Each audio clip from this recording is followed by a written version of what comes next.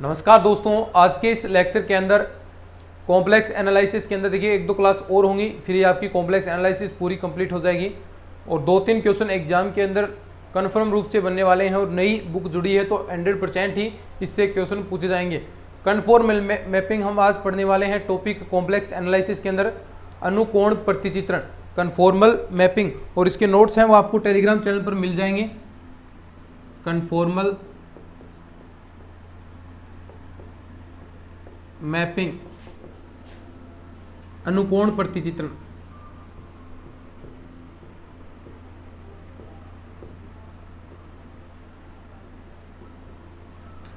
देखिए बिल्कुल सिंपल है। सबसे पहले तो आपको मैपिंग पता होनी चाहिए, मैपिंग क्या होती है, और फिर उसके बाद हम कन्फॉर्मल मैपिंग के बारे में बात करेंगे। तो देखिए आपने बहुत बार फंक्शंस में पढ़ा होगा कि y बराबर एफ एक्स आपके पास फंक्शन है। तो आप देखिए ये मान लीजिए आपके पास, आप यहां से x के मान रखते हैं और y के मान आपको यहां पर प्राप्त होंगे। तो इस प्रकार कुछ आप चीज़ें करते हैं, a से b में या y से, देखिए x से y में आप जा रहे हैं, यानी x के मान आप यहां पर रखेंगे, कुछ भी मान रखें, 1 2 3 4 आपने मान रखे, आपके पास जो भी मान आए 2 3 5 7 इस प्रकार जो मान आए, तो इस प्रकार की जो क्या होती है देखिए, यानी प्रत्येक का प्रतिचित्रण आपका होना चाहिए प्रतिबिंब। तो ये इसके क्या होते हैं, प्रतिबिंब होते हैं और ये बिंब होते हैं। तो यानी इस प्रकार आप कर रहे हैं, एक फंक्शन से दूसरे फंक्शन के अंदर एक में मान रख रहे हैं और दूसरे के अंदर आपको रिजल्ट्स मिल रहा है, और इस प्रकार की व्यवस्था आपकी क्या कहलाती है, मैपिंग कहलाती है। आपने अच्छे से इन चीज़ों को पढ़ा है, नॉर्मल जानकारी है। जैसे अगर मैं लेता हूं y बराबर एक्स स्क्वायर, मैंने ले लिया y बराबर एक्स स्क्वायर, देखिए तो एक मिनट y बराबर एक्स स्क्वायर। अब देखो यहां से इसके बारे में हम मैपिंग करते हैं, y बराबर एक्स स्क्वायर,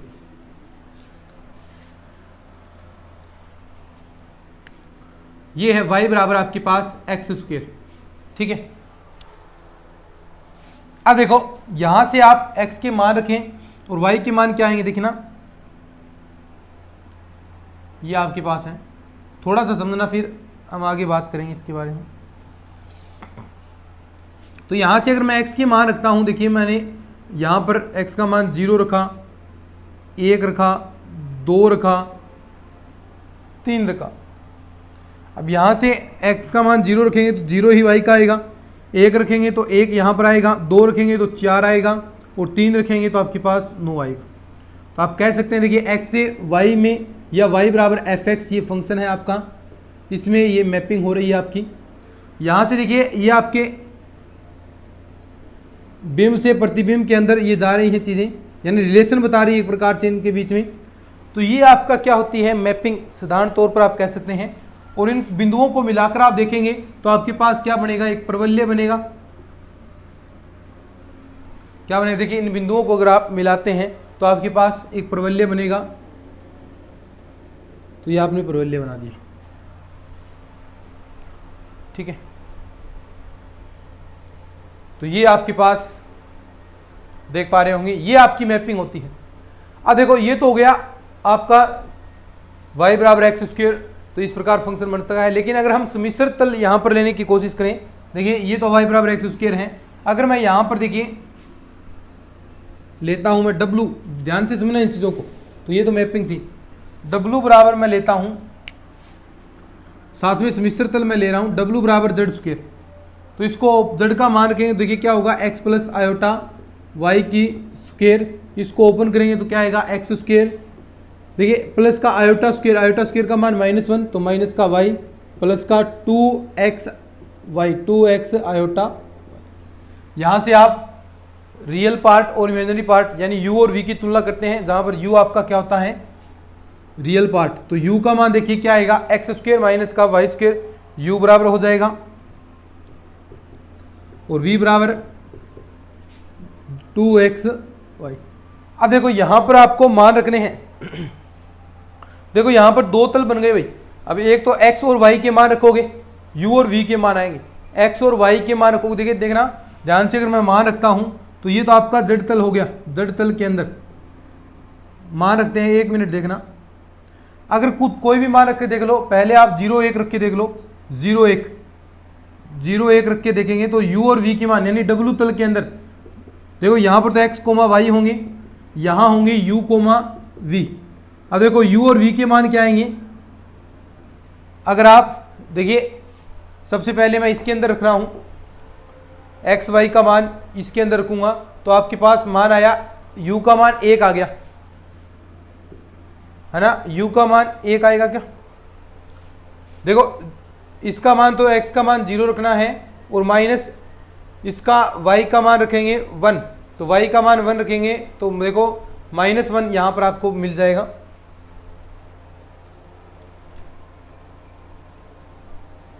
ठीक है, तो देख सकते हैं आप माइनस का 1, तो ये तो यहाँ पर तो आपके पास माइनस का 1 आ गया। और देखिए अगर यही मान आप 0,1 v वाले के अंदर रखेंगे तो यहाँ रखेंगे तो ये मान 0 हो गया। ठीक है, ऐसे ही आप आगे और मान रख सकते हैं 0,2। अब 0,2 आप रखेंगे तो आपको यहाँ पर मान देखिए कितना मिलेगा, -4, तो -4 यहाँ पर आ गया। और इधर 0 रखेंगे, देखो 0 ही आ गया। अब अलग मान लेते हैं, 2 3 ले लेते हैं, या 3 2 मान मैंने ले लिया। अब 3 2 मान यहाँ रखूँगा, मैं 3 रखूँगा 9, 2 यहाँ रखूँगा 4, 9 में से 4 5 बचेगा, तो u का मान तो 5 आ गया। और v का मान देखेंगे यहाँ पर रखेंगे तो v का मान देखिए कितना आएगा, 3 2 6 6 2 12, 5,12। तो ये देखिए ये u और ये तो है x और y के मान, और ये है u और v के मान। अब इनको अगर ग्राफ के अंदर आप निरूपित करते हैं तो क्या आप इन बिंदुओं को ग्राफ के अंदर निरूपित कर पाओगे। देखो एक ही टाइम के अंदर आपको 4 बिंदु मिले हैं, लेकिन आपने अभी तक जो पढ़ा है उसके अंदर केवल मात्र आपने 3D यानी 3 ही बिंदुओं को आप दर्शा सकते हैं। देखो यहाँ पर तो 4 बिंदु आपको मिल गए, ये रहा, तो यहाँ पर एक साथ आप 4 बिंदु कैसे दर्शा सकते हैं, x y u v कैसे दर्शाओगे। 4 का तो कोई निर्देशांक ही नहीं बना, 3 का बना है जिसमें x y z आप 3 ले लेते हैं, लेकिन यहाँ पर तो 4 हैं x y u v, तो एक साथ तो ग्राफ के अंदर ये दर्शाया नहीं जा सकता भी, तो एक साथ नहीं दर्शाया जा सकता। तो आप इनको अलग अलग लेकर देखेंगे, अलग अलग मानना पड़ेगा आपको। तो ये ऐसे बनेंगे, u और v के अलग अलग मान बनेंगे, तो यानी आपको अलग अलग मानना पड़ेगा। तो ये तो मैंने मान लिया, देखिए z तल,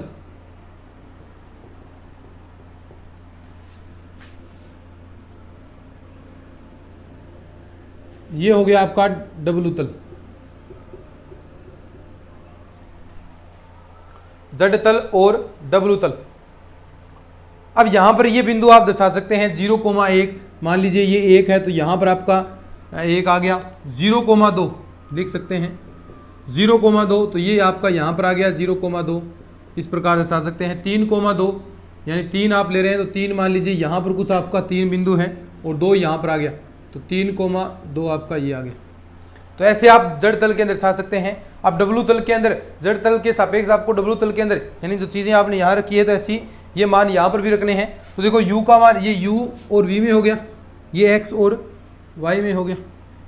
तो देखो यहाँ से u का मान -1,0, -1,0, तो माइनस का वाला इधर भी लाना पड़ेगा, तो यहाँ पर आ गया -1,0, माइनस का 4,0। देखो इधर भी मान लो यहाँ पर आपका माइनस का 4,0 आ रहा है, और एक है 5,12, तो 5 तो मान लीजिए ये है और 12 मान लीजिए यहाँ पर है, तो 5,12।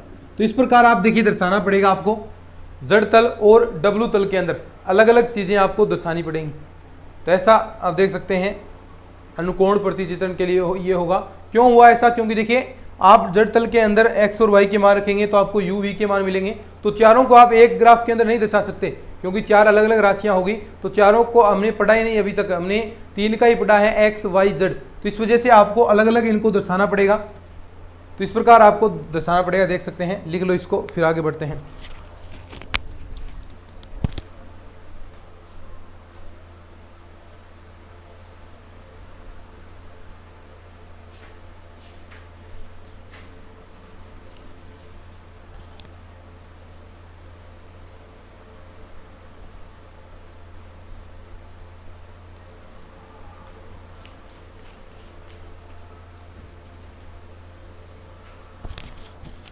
लिख लिया होगा, चलिए बढ़ते हैं आगे। तो ये तो आपकी नॉर्मल जानकारी थी, मेरे ख्याल से आप अच्छे से समझ भी पा रहे होंगे इन चीज़ों को। एक क्वेश्चन भी हम करके देख लेंगे।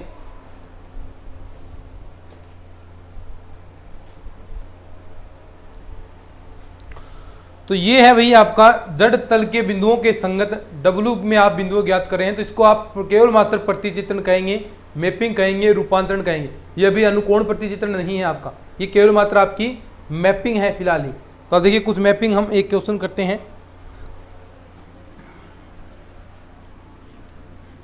मैपिंग से रिलेटेड एक क्वेश्चन करते हैं।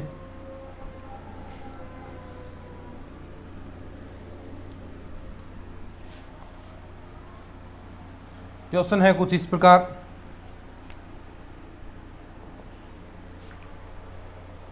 कि रूपांतरण आपको क्या कहा गया है कि रूपांतरण करना है। रूपांतरण W बराबर Z प्लस 1 माइनस का आयोटा के अंतर्गत Z समतल में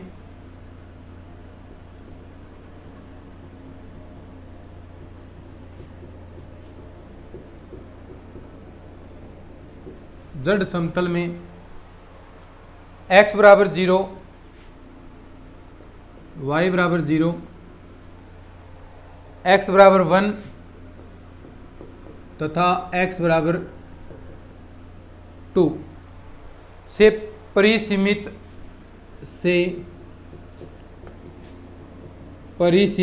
आयतीय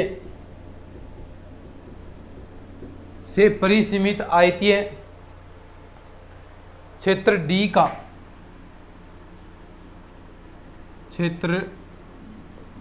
का W समतल में D डैश क्षेत्र को निर्धारित करता है। D डैश क्षेत्र को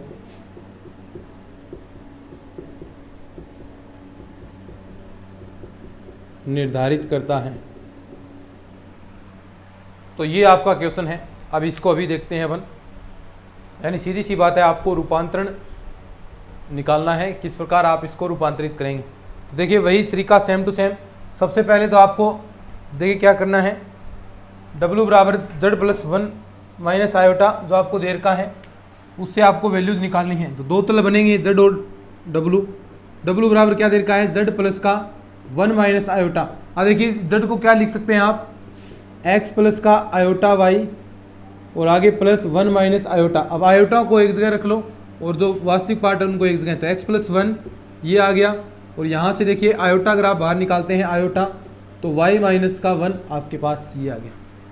तो यहाँ से आप देख सकते हैं कि W बराबर आपके पास क्या मान आ गया। यहाँ से आप uv की तुलना कर सकते हैं। देखिए जो समिश्र संख्या है वहाँ से u की तुलना करेंगे, तो u बराबर वास्तविक पार्ट x प्लस 1 और v बराबर आपका y माइनस का 1। यहाँ से अब आपको वैल्यूज रखनी है। देखो ये साफ साफ इसने दे रखा है कौन कौन सी वैल्यू। तो x बराबर आप 0 रखेंगे, x बराबर 0 रखेंगे, x बराबर 0 और y बराबर भी अगर आप यहाँ पर 0 रखते हैं तो आपको u का मान देखिए क्या प्राप्त होगा। देखिए y है ही नहीं, तो यहाँ पर 0 रखेंगे तो u का मान 1 हो गया। ऐसे ही आगे वाले v के अंदर कर लो यही मान, x बराबर 0 और y बराबर 0 रखेंगे तो v का मान क्या आएगा, देखो 0 रखेंगे तो माइनस का 1। ऐसे ही x बराबर 1, y बराबर 2 है, शायद y बराबर 2 है ये। x बराबर 1 और y बराबर 2 रखेंगे तो आपके पास देखिए क्या आएगा, u बराबर 1 रखना है यहाँ पर तो 2 आ गया। ऐसे ही x बराबर 1 तथा y बराबर 2 रखेंगे तो v का मान आप देख सकते हैं 2 यहाँ रखेंगे, 2 माइनस 1 तो ये 1 आ गया। तो ये आपके पास कुछ ऐसा स्ट्रक्चर आया है।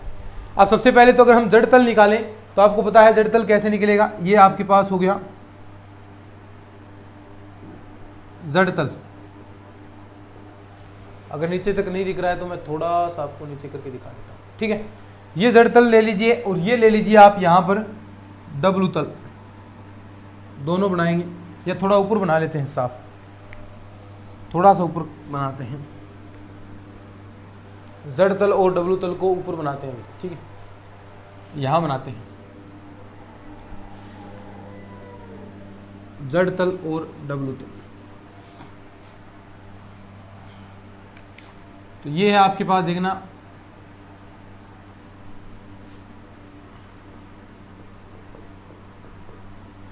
z तल, और यहां पर मान लीजिए आपने बनाया है w तल, ये आपका w तल। अब आपको वैल्यूज रखनी है, यहाँ पर देखिए सीधी रखते हैं, x बराबर 0 y बराबर 0 रखेंगे तो यहाँ पर आ गया, x बराबर 1 रखेंगे तो ये रहा x बराबर 1 आपके पास, और y बराबर 2 तो ये रहा y बराबर, तो ये तो है आपका y बराबर 2, ये है x बराबर 1। तो ये क्या बन गया, जड़ तल के अंदर एक आयतीय बन रहा है, और यही इसने पहले तय था। अब जड़ तल के सापेक्ष आपको देखना है कि W तल के अंदर कहाँ पर क्या सेप बनती है, ठीक है। तो देखिए यहाँ पर हम देखेंगे जो मान u और v के आए हैं, u का मान 1, u का मान 2 भी है, v का मान -1 और v का मान 1 भी है। तो यानी आप देख सकते हैं ध्यान से यहाँ पर जो चीज़ें आपको रिजल्ट्स मिल रहे हैं, तो u का मान अगर आप 1 रखते हैं, देखिए u का मान 1 यहाँ पर और u का मान 2 यहाँ पर, ठीक है, ये आपके पास हो गया। अब v का मान 1 तो -1 है, यानी v का मान -1 है, अब नीचे आएगा ये v, तो यहाँ पर एक आपका -1 यहाँ पर मान होने वाला है। तो यानी लगभग आप देख सकते हैं u का मान 1 और -1 करेंगे तो यहाँ पर ये कुछ आपकी सेप बनेगी, ठीक है। -1 यहाँ पर करेंगे तो -1 यहाँ पर आपका आ गया, v का मान -1 यानी ये ऐसे बढ़ेगा, और ऐसे ही v का मान 1 करेंगे, यानी -1 से है तो -1 से आप ऐसे स्टार्ट कर सकते हैं इसको आगे, -1 यहाँ है ना, तो इस -1 को आगे ले लीजिए। अब देखो इनको मिलाते हैं बिंदु, देखिए क्या क्या सेप बनेगी, और एक इनको आगे ऊपर बढ़ाएंगे, और ऊपर कहाँ तक बढ़ाएंगे, देखो v का मान 1, तो v का मान 1 यहाँ पर हो जाएगा ये। तो ये क्या सेप बन गई, देखो यहाँ पर ये भी क्या बना है, एक आयत ही तो बना है। तो ऐसे W तल के अंदर होगा, ये जड़ तल के अंदर है, ये W तल के अंदर है। तो आप देख पा रहे होंगे अच्छे से, तो देख लो ऐसे आपका ये होगा, मैपिंग होगी ये। अभी अनुकोण प्रतिचित्रण की डेफिनेशन आएगी।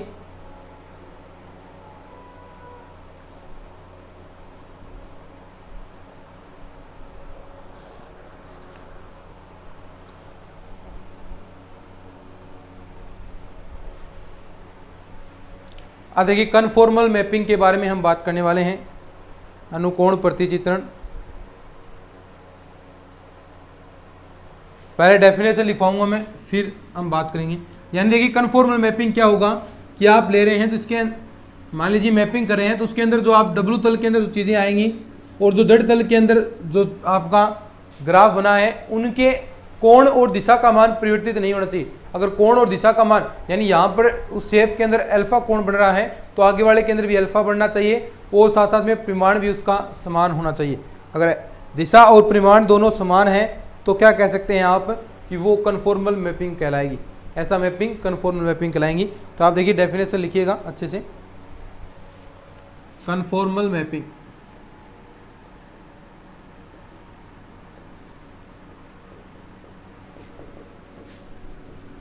अनुकोण प्रतिचित्रण आप कह सकते हैं।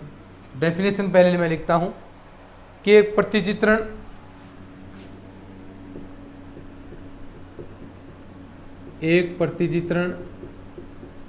W बराबर FZ, एक प्रतिचित्रण W बराबर FZ किसी प्रांत D में, किसी प्रांत D में अनुकोण प्रतिचित्रण कहलाता है। अनुकोण प्रतिचित्रण कहलाता है यदि इसमें, अब देखो क्या हो, अभी जो मैंने आपको बात बताई थी वही बात हम लिखने वाले हैं। यदि इसमें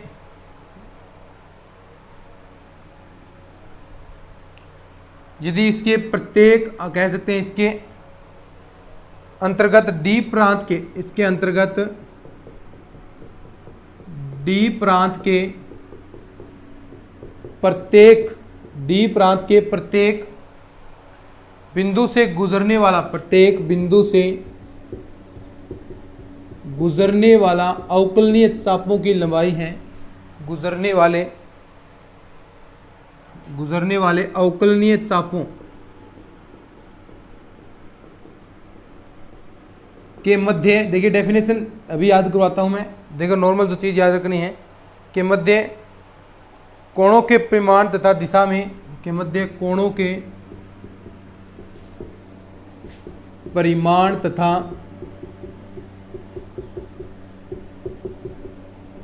दिशा में, कोणों के परिमाण, ये लाइन आपके लिए इंपॉर्टेंट है, कोणों के परिमाण तथा दिशा में, इसको याद रखना है बस।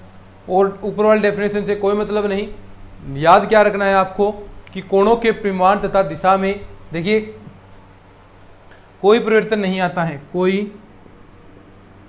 परिवर्तन नहीं आता, बस ये लाइन आपको याद रखनी है, लास्ट वाली, परिवर्तन नहीं आता। ये तो डेफिनेशन आपको लिखा दी है ताकि आप समझ जाए कि कहाँ पर है। मेन चीज़ है यहाँ पर, जब आप नोट्स बनाए तो उस चीज़ को आप हाईलाइट कर सकते हैं। क्या जब नोट्स पढ़ें तो डायरेक्ट आपको यही, ये तो चीज़ समझाने के लिए बताई है कि भी क्या कहाँ प्रतिचित्रण, क्या उकली चापों की लंबाई कहाँ क्या है, तो ये चीज़ समझाने के लिए। लेकिन याद क्या रखना है, कोणों के परिमाण तथा दिशा में कोई भी परिवर्तन नहीं आता है भाई, यानी समान रहते हैं। तो सीधी सी बात है, आप कह सकते हैं कि इस प्रकार अगर आपको जड़ तल के अंदर, तो मान लीजिए ये आपको दे रखा है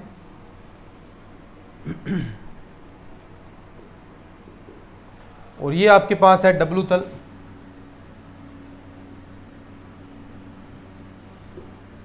अब देखो जड़ तल के अंदर मान लो आपका कुछ इस प्रकार ये चाप है आपका, ऐसे कुछ आप चाप ले सकते हैं, ठीक है। यहाँ पर मान लीजिए ये P आपका है, P, और यहाँ पर भी ऐसा ही, मान लीजिए यहाँ पर मान लीजिए ये अल्फा एंगल है, तो ये भी आपका एंगल कितना होगा, अल्फा ही होगा भाई, ठीक है। ये बिंदु P है तो ये मान लीजिए P डैश है, ये एक्स नोट वाई नोट आपका बिंदु हो गया, और इधर P डैश है, डब्लू के अंदर है तो U नोट V नोट हो जाएगा। ये आपने C1 C2 मान लिया, ये आप T1 T2 मान लीजिए। तो आप देखिए कह सकते हैं कि यहाँ पर इन दोनों के अंदर अगर आपको ये कन्फॉर्मल मैपिंग दर्शानी है तो इन वक्रों के मध्य कोण और जो परिमाण है, दिशा है, वो दोनों इक्वल होनी चाहिए।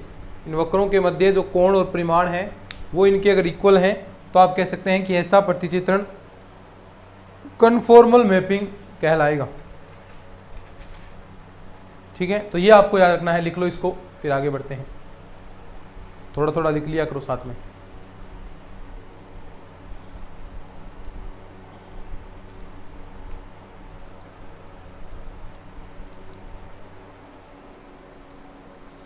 अब देखो फिर आगे बढ़ते हैं, लिखो इसको जल्दी से।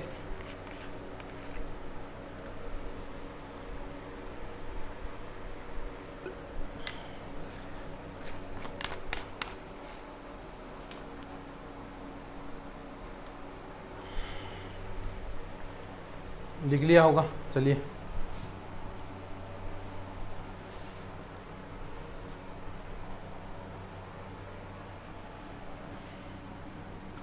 अब देखो अवकलनीय जो कन्फॉर्मल मैपिंग है होने के लिए आवश्यक और पर्याप्त प्रतिबंध क्या होते हैं, उसके बारे में हम बात करेंगे।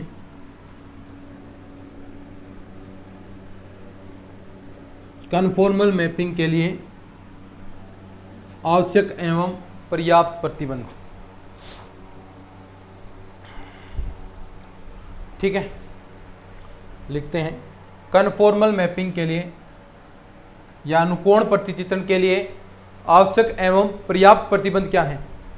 अब ये आप सीधा याद रखना है, कुछ नॉर्मल चीज़ें हैं तो ये आपको याद करने पड़ेंगी, चीज़ें छोटी छोटी चीज़ें हैं भाई।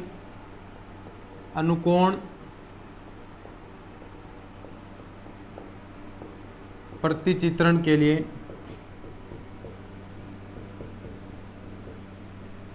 आवश्यक एवं पर्याप्त प्रतिबंध,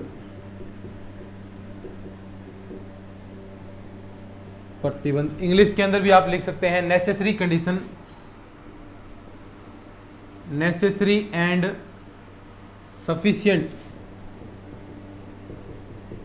sufficient conditions of conformal mapping।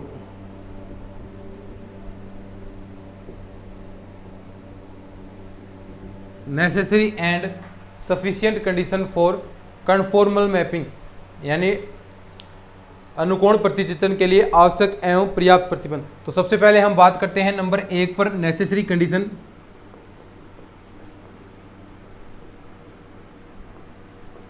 देखो सीधी सी नॉर्मल डेफिनेशन याद रखनी है, वैसे लिखवाने को मैं इस पर भी आपको एक पेज लिखवा सकता हूँ अच्छे से। आप नोट्सों के अंदर तो मैंने प्रॉपर लैंग्वेज लिख रखी है, यहाँ पर सीधा सा आपको बता देता हूँ कि क्या होता है कि जो आपके पास प्रांत डी में है एफ जेड विश्लेषिक होता है, यानी अनुकोण प्रतिचित्रण होने के लिए सबसे पहली कंडीशन यही है कि जो प्रांत डी है उसके अंदर एफ जेड विश्लेषिक फलन होगा। तो ये सीधी सी आपको लाइन लिखनी है सबसे पहली नेसेसरी कंडीशन के अंदर कि कोई भी आपका अनुकोण प्रतिचित्रण हो रहा है, कोई भी आपकी कन्फॉर्मल मैपिंग हो रही है, यानी z बराबर जो भी देर का है और u बराबर और v बराबर आपके मान आए हैं, तो उसके अंदर आपका अनुकोण प्रतिचित्रण हो रहा है, तो उसके अंदर जो आपका fz था, जो fz फंक्शन है, वो सबसे पहली कंडीशन यही है कि वो विश्लेषिक होना चाहिए। तो सबसे पहली लाइन आपको यही लिखना है क्या कि प्रांत d के अंदर जो fz है, जो आप fz फंक्शन ले रहे हैं, वो d के अंदर विश्लेषिक होता है या फिर विश्लेषिक होना चाहिए। तो ये लाइन आपको लिखनी है। तो देखिए लाइन लिखेंगे कि प्रांत डी के अंदर, प्रांत डी में एफ जेड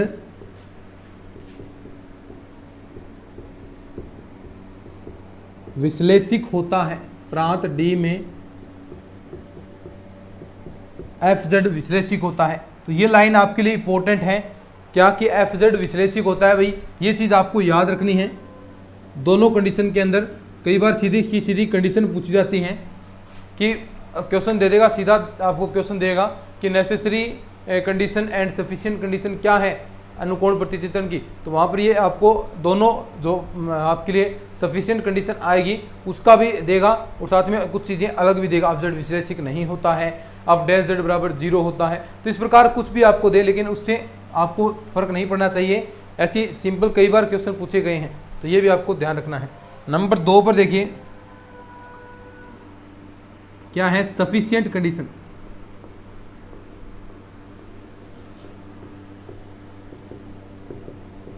यानी पर्याप्त प्रतिबंध। वेरी सिंपल है, पर्याप्त प्रतिबंध भी सफिशिएंट कंडीशन या फिर इसे आप कहेंगे पर्याप्त प्रतिबंध। तो वही आप देखिए पर्याप्त प्रतिबंध यही है, यानी अगर आप इसके अंदर एफ डैश जेड अवकलन करते हैं, पहले तो एफ जेड विश्लेषिक होना चाहिए, उसके बाद अगर आप एफ डैश जेड निकालते हैं तो उसका मान 0 के बराबर नहीं होना चाहिए। एफ डैश जेड है वो नोट उस प्रांत के अंदर किसी भी बिंदु पर एफ डैश जेड 0 के इक्वल नहीं होना चाहिए, या आप सीधी कह सकते हैं कि वो अवकलनीय होना चाहिए। इस प्रकार की कंडीशन आप कह सकते हैं कि एफ जेड है वो 0, एफ डैश जेड वो 0 नहीं होना चाहिए, यानी अचर फलन नहीं होना चाहिए। सीधी सी बात आप देख सकते हैं। तो आप ये सफिशिएंट कंडीशन लिख लीजिए। अनुकोण प्रतिचित्रण होने के लिए लिख सकते हैं कि एफ डैश जेड आप अवकलन करेंगे बराबर नोट 0 होना चाहिए। ये कंडीशन देखिए अभी सफिशिएंट कंडीशन, ये हम बहुत बार आगे क्वेश्चन भी करने वाले हैं। Every for all Z belong to D, तो ये कंडीशन आपको याद रखनी है कि एफ डैश जेड है वो नोट इक्वल 0 होना चाहिए, एफ जेड विश्लेषिक होता है। तो ये दो कंडीशन है, एक तो ये आपका विश्लेषिक होना चाहिए और एक एफ डैश जेड बराबर नोट 0 होना चाहिए। अगर नोट 0 है तो ये आपकी सफिशिएंट कंडीशन हो जाएगी। तो ये तो हमने पढ़ लिया पर्याप्त प्रतिबंध और आवश्यक कंडीशन।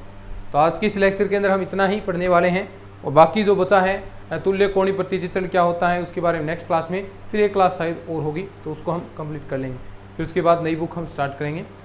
तो चलिए अगर ये लेक्चर आपको अच्छा लगा है तो इसको शेयर ज़रूर कर देना भाई, चैनल को भी सब्सक्राइब कर लेना। चलिए मिलते हैं नेक्स्ट क्लास में, तब तक के लिए धन्यवाद। जय हिंद, जय भारत।